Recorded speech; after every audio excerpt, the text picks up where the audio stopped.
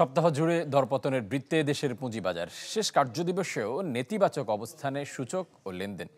সপ্তাহের ব্যবধানে 91 পয়েন্ট হারিয়েছে ঢাকা স্টক এক্সচেঞ্জের প্রধান সূচক। লেনদেন কমার পাশাপাশি বাজার মূলধন হারিয়েছে 10,000 কোটি টাকা। বছর শেষের খুশি নগদে হবে বেশি। নগদ পেমেন্টে নির্দিষ্ট ক্যাটাগরির কেনাকাটায় 300 টাকা পর্যন্ত ক্যাশব্যাক। সপ্তাহ জুড়ে পতনের বৃত্তে দেশের পুঁজিবাজার। শেষ কার্যদিবসেও সূচকের নেতিবাচক ধারায় ছিল ঢাকা স্টক এক্সচেঞ্জ ডিএসই। প্রধান সূচক ডিএসইএক্স 19 পয়েন্ট কমে নেমেছে 5105 পয়েন্টে। লেনদেন হওয়া শেয়ার ও মিউচুয়াল ফান্ডের মধ্যে দাম বেড়েছে 105টির, কমেছে 198টির, আর অপরিবর্তিত ছিল 91টির দর। সপ্তাহের বাজার পর্যালোচনায় দেখা যায়, আগের সপ্তাহের তুলনায় ডিএসই প্রধান সূচক হারিয়েছে 91 পয়েন্ট।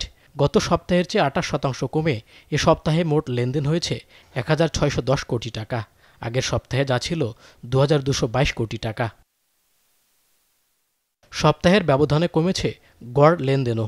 দৈনিক গড় লেনদেন 444 কোটি টাকা থেকে নেমেছে 322 কোটিতে। সপ্তাহ ব্যবধানে ডিএসইর বাজার মূলধন হারিয়েছে 10,000 কোটি টাকা, অবস্থান করছে 6,52,000 কোটি টাকায়। সূচকের নেতিবাচক ধারা ছিল চট্টগ্রাম স্টক এক্সচেঞ্জ সিএসইতেও।